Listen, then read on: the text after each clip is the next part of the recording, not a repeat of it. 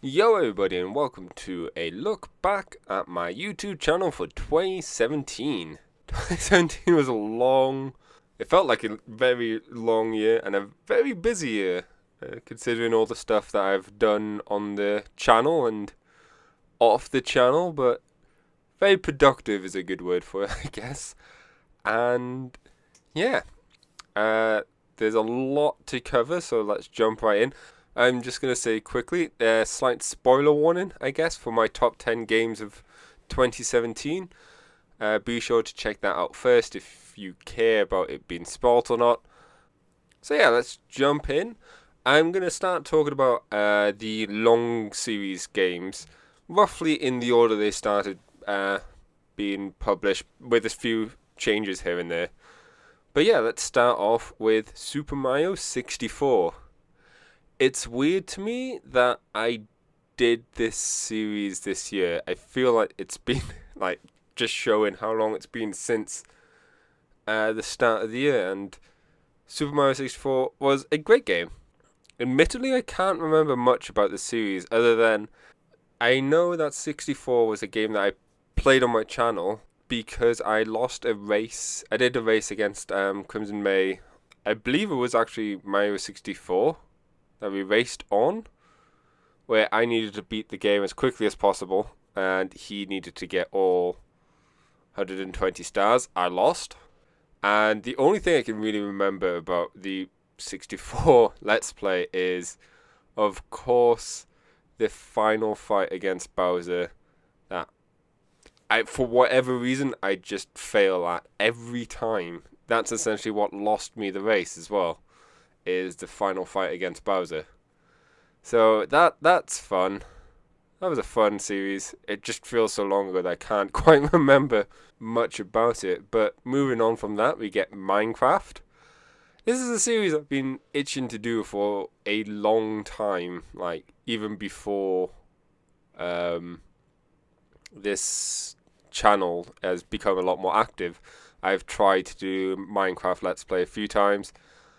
And there's always been a big goal. Like, I've always had this one project I've been itching to make. And this year, I wanted to get started on it, but essentially I didn't. I've got about 22 episodes of Minecraft out so far, and I've still not started the project. I'm close. I'm at the point now where I can. I'm just doing a few other things before. Maybe this year, 2018, I'll start off with the project and we'll see how things go. It's nice to have a series where I'm more open with the topics I could talk about. With Minecraft, of course, being a sandbox game, I typically fill the episode with a mix of whatever I'm working on and whatever random stuff that comes to my head and what's been going on recently in my life. So yeah, it's nice to have that. The next new long series that comes out then is the first Shantae game, and I'm just going to group all the Shantae games into this one discussion now and just go through them all. This was definitely the year of Shantae, having done all 4 Shantae games this year, and just generally throughout the whole year, in fact, that there's been not that long between the Shantae series, and my word, those games are fun. Starting with the first one, it's really interesting to play that and then see the evolution of the games, and also seeing the references and callbacks to the earlier games and how great it is that they carry things over, like the music or the melodies, the characters, even the plot, like the time between the two, some of the games, really short. And I really enjoyed it. And the first game is one of the better ones. I say one of the better ones. It's third, but in my ranking of the games, it's third. But not because it is bad. It's because the other was really good as well. But it's a really solid game on its own. Like the whole concept of running around, exploring the land. I remember someone likened it to Castlevania 2, but done right. And that's kind of great the way, because it's an open world side scroll game, and Metroidvania themes and dungeons and stuff, and it's really good, and I really enjoyed playing it. Took me by surprise how much I enjoyed that, and the series as a whole I knew I was going to like, but maybe not this much. Of course, we then go on to Risku's Revenge, which is the worst of the four. It had some great plot elements and such, and like setup for some things. It introduces the Barons and Risky's brothers and Rotty brothers, Rotty Tops, that is. But I feel like it's a bit lacking in terms of, because it also had the open world feel, but the world feels a bit more smaller than the first game. It obviously got rid of the day and night cycle, and there's less dungeons. The only reason it's low, like I would say it's the worst, is because it has the least going for it. It's a smaller world than the other game, than the first game. It has less dungeons, and it doesn't bring too much newness to the table to make out for the stuff that's lacking. But it's still a solid game and really fun. And then, of course, Pirate's Curse is probably the best Shantae game. Funnily enough, the only one without transformations, but makes up for it with pirate items.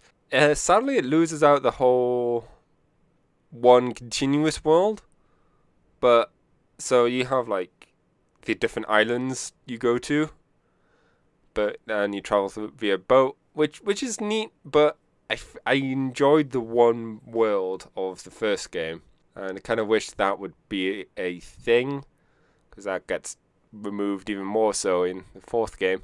But yeah, the third game was great. It did a lot of stuff slightly different, and just generally threw a few curveballs in there that I was not quite expecting, but I loved. And it improved on the story and the world as well, and made you think more of... definitely developed Risky Boots as a character. Well, all of them as a character as well, which was neat. And then, of course, that gets played on more in Half Genie Hero, which, for one, wins my Adorable Award for 2016. That game is so cute. Plays really well. It looks amazing. The music is, of course, top-notch. This game is great. I wish I'd backed more of it. I backed the game before even playing any of the others, simply because I knew this series was a series I would like, and I'm not disappointed. The only complaint I have with the game is, of course, the lack of levels. And the whole series as a whole, the creators have been really good at reusing areas, and like it not feeling like a chore to go back and revisit some of these areas. The fact that you go back with new abilities and there's stuff for you to explore, new areas to explore with those abilities, or new ways to get around with them, makes it a lot easier to go back to those areas. And they did it again with the 2 DLCs. They only have those 5 levels in Half Genie Hero, and yet they still, well, 6 if you count the last ones, but still, they really did shine with good level design there. I just wish there was more environment, or not sure which one I would prefer. I think I would prefer the one singular world rather than stages, but well, I just want Shantae 5 to come out now. So now that we've gone through the Shantae games, we're off to Resident Evil 7, which was a game I wasn't sure I was going to play at first, and then a friend of mine who shares my opinion on the Resident Evil franchise pretty closely. We've got some different opinions here and there, but he was surprised by the game and recommended it, and I gave it a go, and I really liked it. It was very funny. The whole losing your hand, able to pick your hand up. I was laughing a lot of the time. I didn't find it particularly scary, but I never really found the Resident Evil games scary to a degree. Some of them had different themes. I was like, oh, but I feel like the game could have done with a bit more oomph in terms of the puzzles and the speed. But overall, I really liked it. It was a fun Let's Play, I think, and just playing with the bombs as well was just great. And next we have the first big game that I don't know, the first game I pulled a Breath of the Wild, I guess. I don't know how else to explain it. I plowed through the game as quickly as I can, getting the 100% in as short of a span as I could, which is still a month. But Breath of the Wild, wow, that game took a lot longer to get through, and I enjoyed it. Playing that game and trying to be quick about it as well, so that I can get the whole series done, was tricky. Simply because I wasn't sure if I was going too quickly or if I was putting too much stuff in that people weren't interested in. And the whole hunt for the grantor of boons was... I don't know, I find that saga a bit kind of funny, especially the conclusion. The game itself I enjoyed for the most part. I talk about this more in the top 10 games list, so I'm not going to iterate it too much again. But I really would have appreciated more incentive to seek out things, because we weren't rewarded with interesting puzzles, and we weren't rewarded with interesting prizes. Simply, oh, the prize is the heart counter or spirit thing, which quickly becomes non-important after you gotten a few of them. Or, oh, it's a weapon. I've got a better one already, and several other better ones. I don't know. Overall, I really enjoyed the game, and it was fun to do, and it was very tiring. Definitely the biggest series to date with 99 episodes, and I'm really happy that it came out to be 99. I don't know, something about it is very pleasing. Next up we have Ukulele. It is the game I kind of feel sorry about, because I want to like it, and I want to be like, yeah, Ukulele was great, but I can't really say that. I don't dislike it. It's there. Honestly, this, out of all the games I've played this year, this is the one I forget the most. To the point that I forgot that it came out this year, in fact. Many a times. And it's the type of thing that I got a few episodes done and then I stopped, and I just couldn't bring myself to go back to play it until the end of the year, where I just plowed through it, published all episodes on one day, and just then I could be done with it. Like I said, it's not a bad game, but it's not particularly good. It's missing the fun adventure aspect. Like, the characters are great, the humor's there? Question mark. I find it hard when a game makes fun of other games or tropes and stuff when the game itself isn't that much good. Like, the best example I have is the loading screen quip of, oh, if this was done on a cartridge, it would have loaded by now. Well, you do something about that then. Make the loading screens shorter. I don't know. It just makes me feel a bit, gives a poor taste in my mouth. And it's the same with the main bad guy, capital B. I don't know. I get the message they're trying to say, but it misses its mark for me. Like, had this game been the gameplay had been polished from the get-go and the level designs tweaked a bit to make them more fun and more rewarding to explore, then I would probably be okay with it, and I'd be like, ha, yeah, I get it, but the message kind of falls flat. And the issue is, you've got games such as A Hat in Time and Mario Odyssey in the same genre, and I believe A Hat in Time was a smaller team, and Odyssey is, of course, a much bigger team, and both exceeded this game in every regard. So, sorry, Ukulele. The one thing I will say is, I will happily buy the next game. If they do another Kickstarter, I would kickstart it, probably just the base by the game level, but I'm looking forward to seeing what they do next, Playtonic. So, There is that. It's not a bad game. Just iterating that once again. It's not a bad game, but And then next up, we talk about yet another Zelda game, Zelda Wind Waker HD. This is arguably one of my favorite Zeldas. There's some Majora's Mask. Depends on how I feel that day. And yeah, this is a great series that it kept getting delayed. I think that's the only issue I had with recording Wind Waker was everything else started coming out as well. I had Breath of the Wild, got through that, and then I had a couple of weeks before the next big game started coming out or something happened. So I was like, I'll start Wind Waker. Then I got distracted. And then Wind Waker kept getting pushed back, sadly. Thankfully, it's all recorded and it's going to come out at the start of this year. The rest of it. And it was really fun to do. I felt very idiotic with the forgetting to save after spending about 4 hours playing the game. I forgot to hit save before closing the game, so I had to redo the 4 hours. Thankfully, that only took me 2-3 hours because I'd recently just done it and I wasn't recording. But of course, the RNG wasn't quite as kind for me, so I spent a lot of that time redoing it on the one mini game.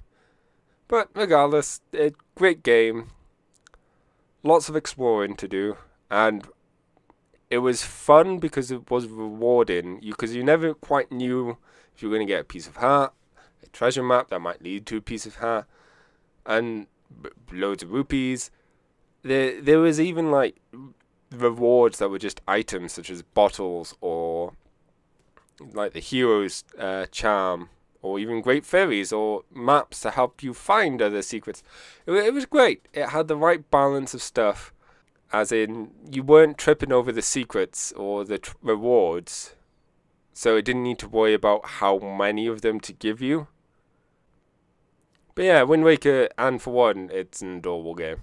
Like, that Link just is great. Every time I think of Link, I pretty much always think of Wind Waker Link. Then we come on to another spoopy game, Bendy and the Ink Machine. Now, this game I enjoyed the first 3 chapters as of recording. My biggest issue with Bendy and the Ink Machine is it's episodic. Episodic games just, I don't like.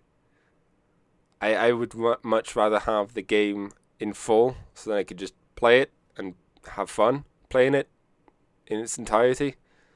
And I guess I could argue that I should just wait until the whole game's done, then do it all, but I don't know. I enjoyed it, and I like the fact that they go and change the old chapters as well, like update them. It's a really fun game.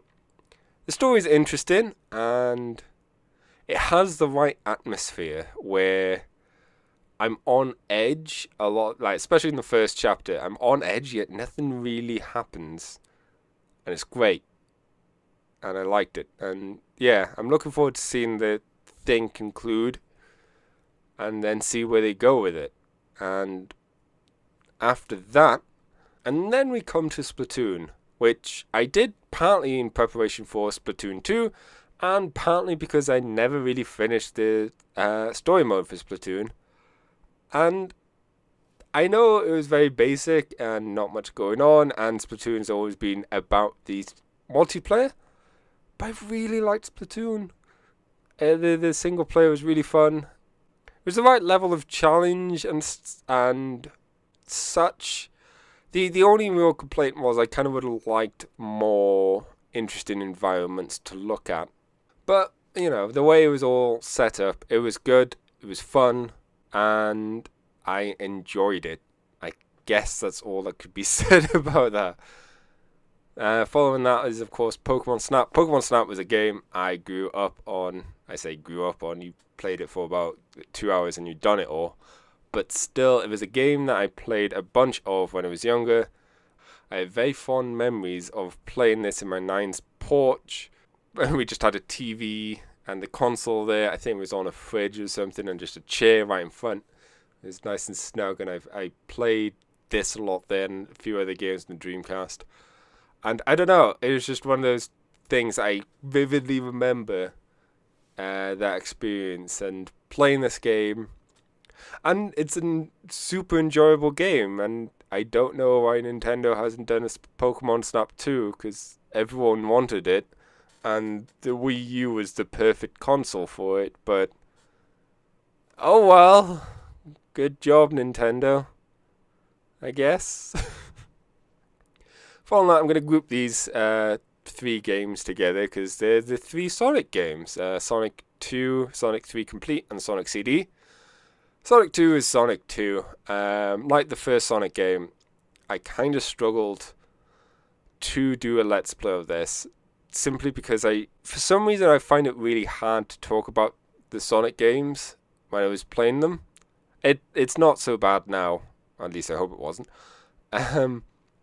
With Sonic 2, at least. With Sonic 1, I found it really hard to be talking about the Sonic games, because, I don't know, I just get drawn in and play them instead, and I enjoy the music and everything, and same thing happened with Sonic 2, and the only thing I would regret is not having done Supersonic in the actual series, and instead of having the third episode showing him off, but still, it was fun.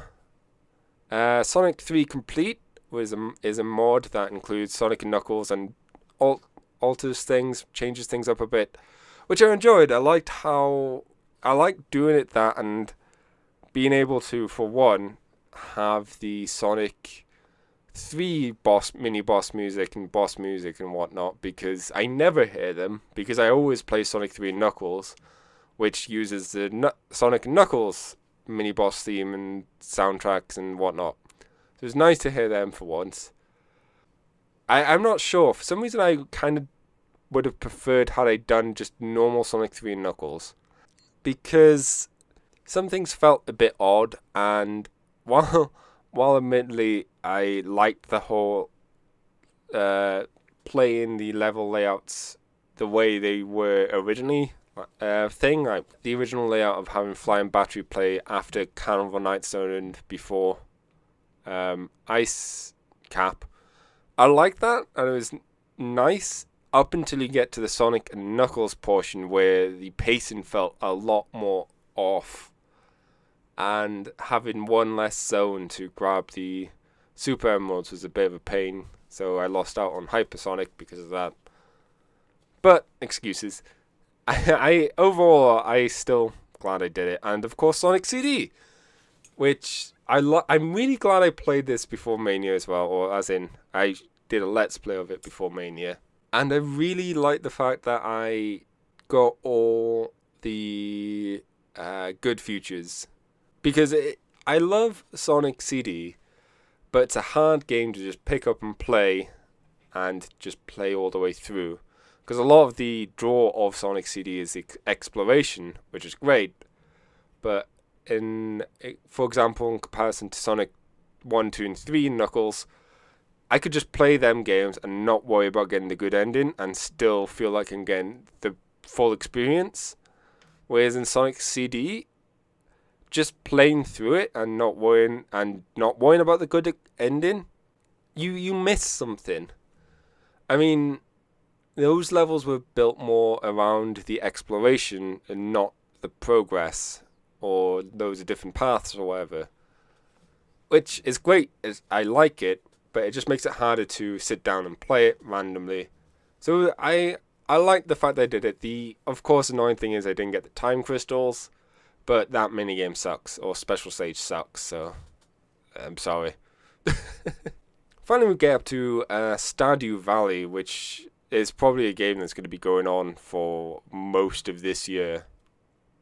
Hopefully it will end this year, and it won't be going on for the rest of time.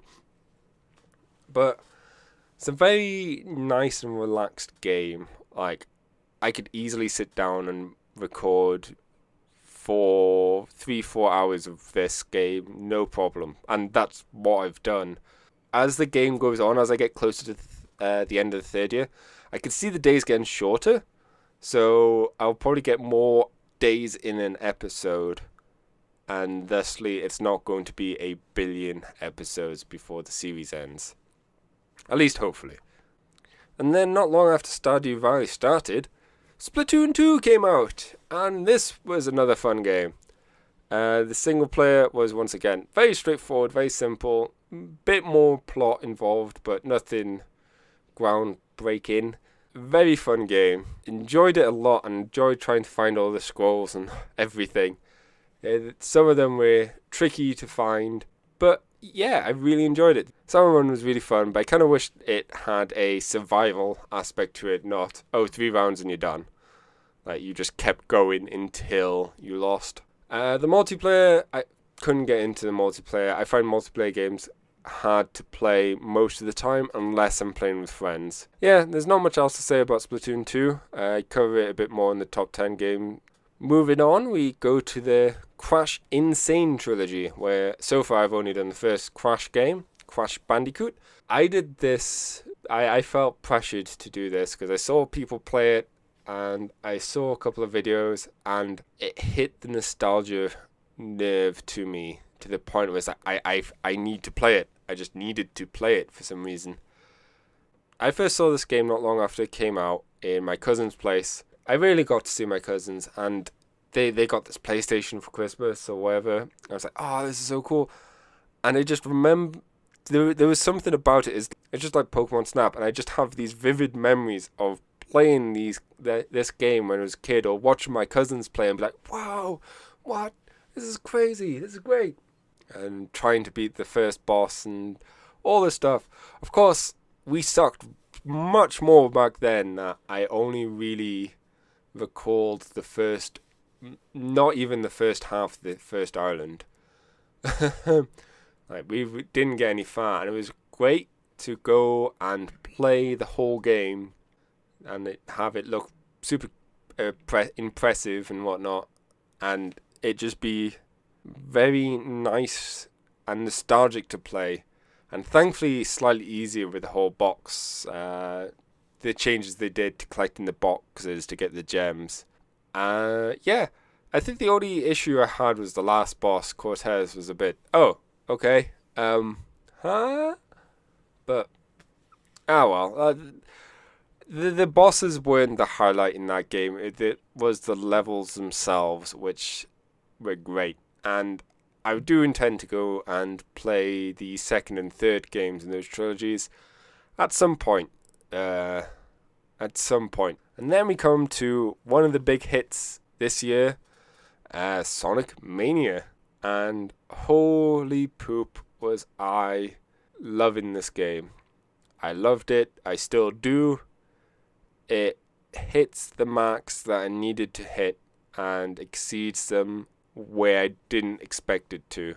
The amount of references and nods to the previous games are unbelievable. I love the game. I've played through it several times since recording it, and even recording it, I played for the series. I did 4 playthroughs, and I've done a Knuckles and Knuckles afterwards, just Sonic by himself a few times. Just fun playthroughs. Of course, I wished Knuckles would have been changed slightly, like the mini bosses or the bosses for Knuckles weren't really changed, which sucks, but I'm sure they wanted to do it, but just couldn't. Press for time or something. I'm not sure. But yeah, Sonic Mania is definitely a game I'll probably end up playing randomly when I want to. And following that, we have the next XCOM game, XCOM War of the Chosen. This was a fun series to record with all you guys' characters playing as soldiers, and we had some very, very memorable moments in this series that I'll just leave it at that, I would think. I wasn't really sure how long this would take. I definitely could have ended this series sooner. And I feel there's, of course, the dark chapter where I feel like I made a few mistakes that costed me heavily, not only in terms of items, resources, and other things, but somehow lock in some of the content where I couldn't explore it, but it's something. XCOM is a series that I'm definitely going to end up doing more of on my channel at some point. Probably when I get better internet and look into the long war mods. And I'm itching to do that, like, heavily. Next up is Tokyo Dark. Another game that was great and I really enjoyed it.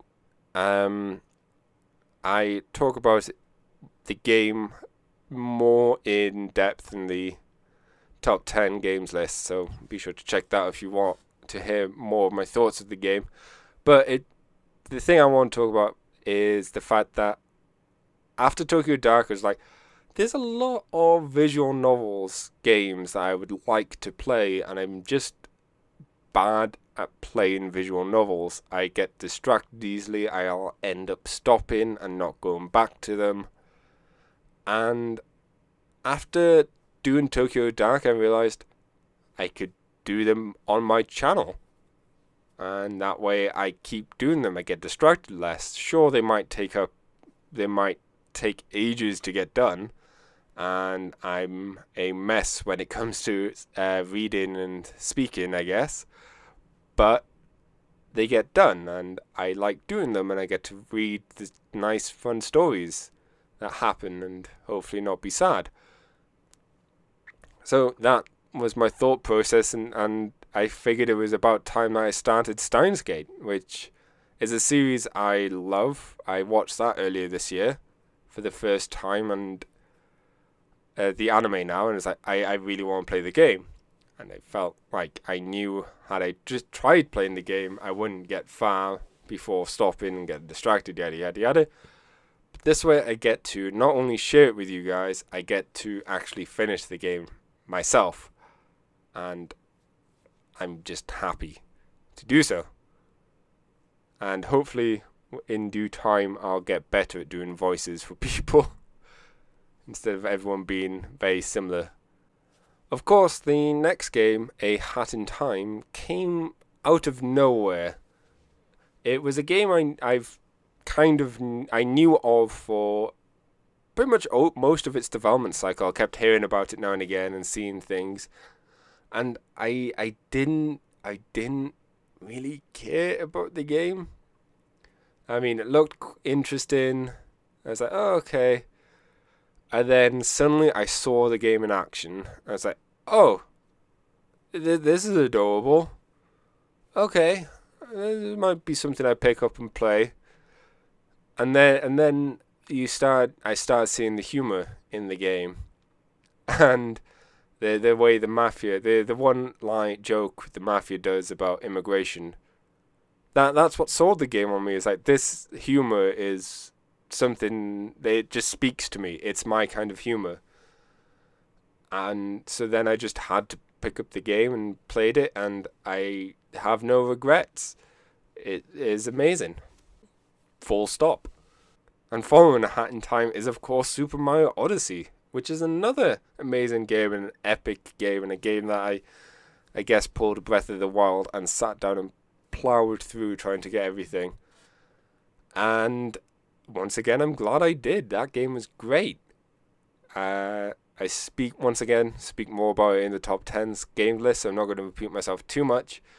But it was funny when I started the series, trying to gauge how long it would take, because if I remember correctly, Super Mario Odyssey had 10 days after its release before Sonic Forces came out, and I really wanted to do Sonic Forces the day of release. So I was trying to gauge how much of Super Mario Odyssey I had to do before. Like, I was hoping it wouldn't be another Breath of the Wild, which took me a month to record.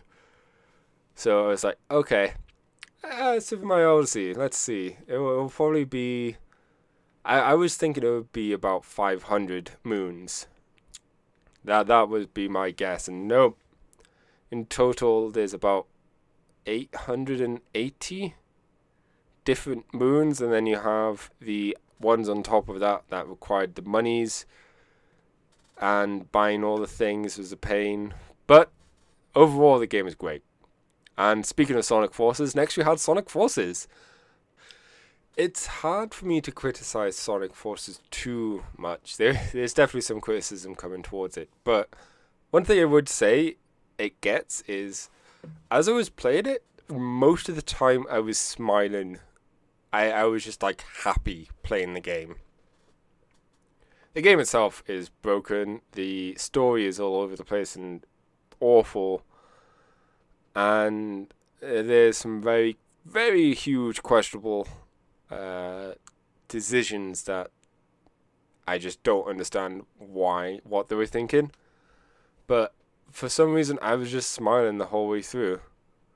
And of course, it introduced Hey the Rabbit, which is awesome. My OC, Do Not Steal. Overall, looking back at 2017, people are probably going to think of it as the year that Sonic Mania came out, and Sonic Forces will probably be forgotten. Which is really the worst thing about the game. It's not so bad that's hilarious, or it's not really a great game. It's just there. It had loads of potential going for it with the character creation that ties in with Sonic Mania, and the plot could have been more fun. But next up is Battle Chef Brigade, and this game looks amazing. As in, visually, it was pleasing to the eyes. It had visuals that were stunning. I was stunned. I'm stunned right now trying to think of them. Think of the words. The words, man. I loved the way the game looked. I loved the way the characters looked, their designs, their personalities. This game is something I would love to see more of. And that's about all I have to say about it. The only thing I'll add to that is I didn't plan on playing this game. Once again, it's something I saw Crimson May play, and I'm like, this game kind of speaks to me. I mean, I'm going to play it. The mesh of gameplay styles works well for the game, and overall, yes. And finally, for our long series games talk thingamadoodle section, is of course Star Ocean Till the Ends of Time, or Till the End of Time, I can't remember. My experience with Star Ocean is of someone who loves the third game and is the only one they really played, which is Till the End of Time, if you didn't know. I picked up on PS2, not really knowing anything about the series, and I don't know, there's something magical about that game. I love it. Never finished it, but I love it. Main reason I didn't finish it is I got all the way to the end. Something happened, and then I stopped playing for a bit. By the time I got time to go back to play it, I was like, I'll start again. Or I lost my memory card or something. I can't remember why. But basically, I never went back to that save. And every time I've tried to play it since, it's always been struggles in terms of emulation's been difficult. The disc wasn't working. It just wasn't available anywhere else on PS4 too. Then I find out pretty much a week before the game I start series is, this has been out since the summer this year on PlayStation Network. So yeah, I promptly downloaded it and played it. This series is probably going to be a long one, given how big the game is, and I don't really know what else to say. All I can say is I'm looking forward to playing the whole game, to finishing in it finally, and hopefully you guys will enjoy what you see. I'm just going to briefly talk about some of the games that are still ongoing, like Disgaea for one. Disgaea is now all fully recorded, and it's going to slowly be released over the next month. It's a fun game, and despite the fact the series is just the main story from start to finish, there's all the post-game stuff to do and Etna mode still to do. But I don't have the time, ?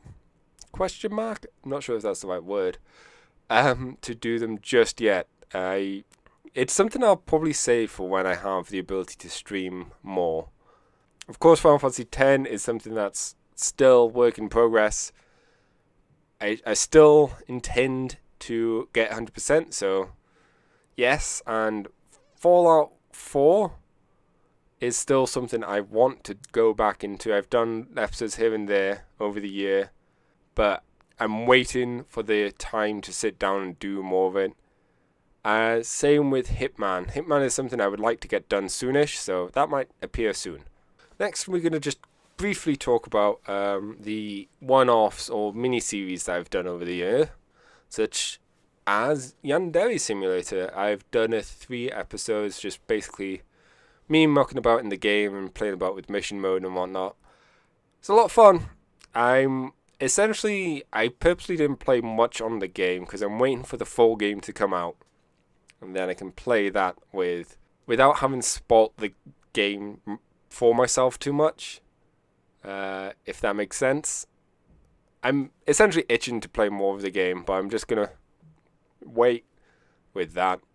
Then we have Snipper Clips, which I did with my sister, and as a game I would like to do more of, specifically with her. That's why I've not really done much of it yet. It's just finding time that when she's at home, I have time to do with her. Like, it's just finding time for us, both of us, to do it. But that should come out soon. Next we have the 2 stream archives, Super Mario Kart 8 Deluxe and the Super Mario 3D World Speedrun.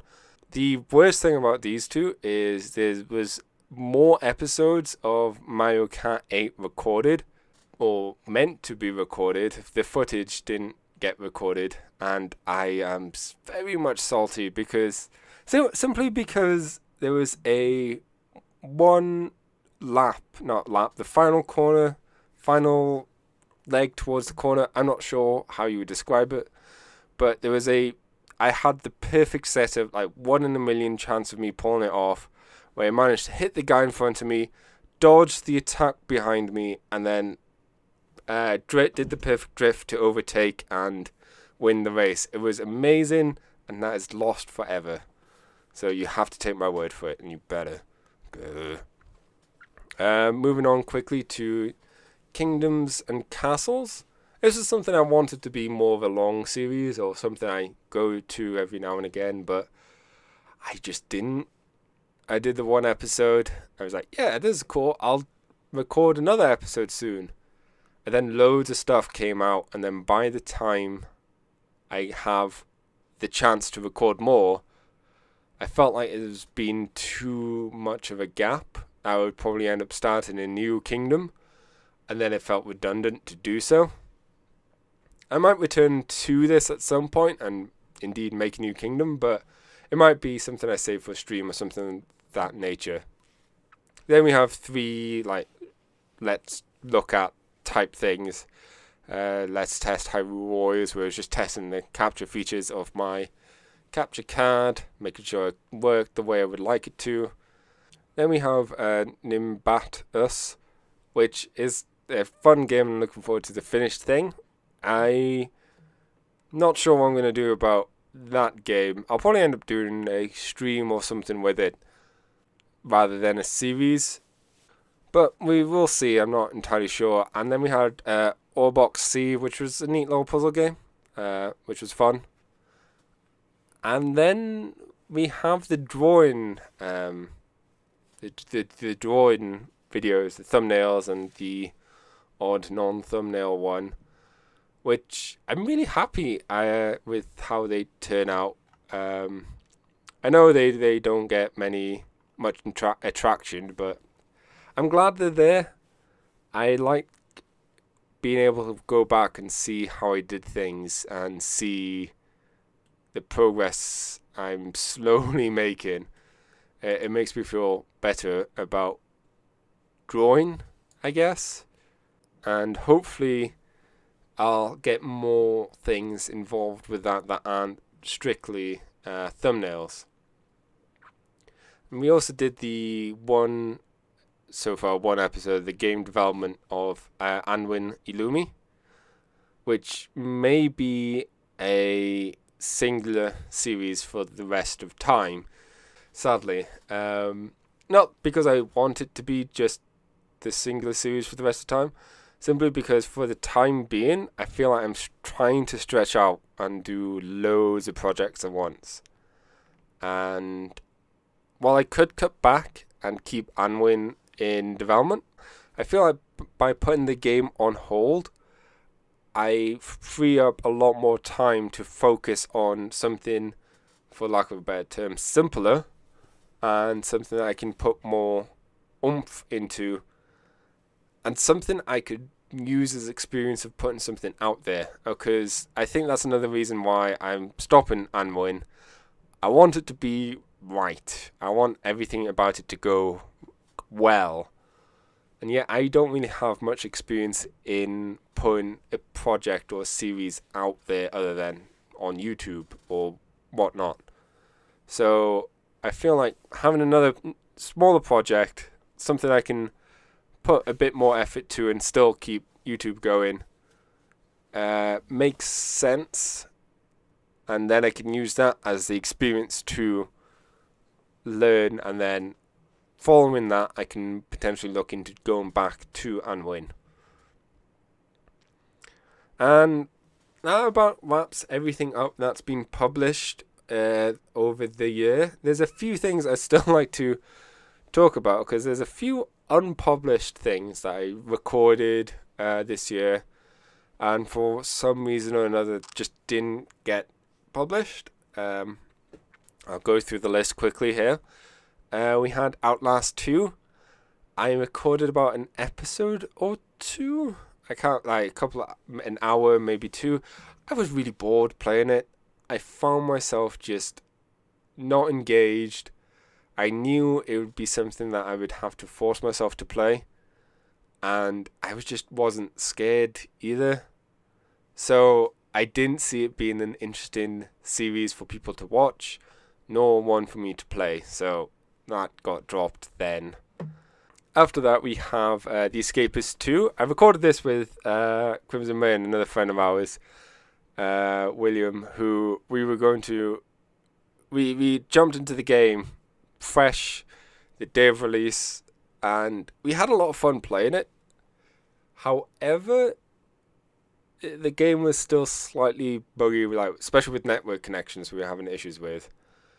And while there were definitely some bits I would like to pull out and maybe do a highlight reel, I just didn't have the time. By the time I got their footage, big games started coming out, like War with the Chosen and then Tokyo Dark, and then it wasn't long before Odyssey came out, so I never really got a chance to make the highlights. And I felt that by the time I had the chance to do so, the game had been updated a bit. It was more polished. Some of the issues we were having were no longer issues, so it's like it felt a bit odd to try and do that at that point. That got left at the wayside.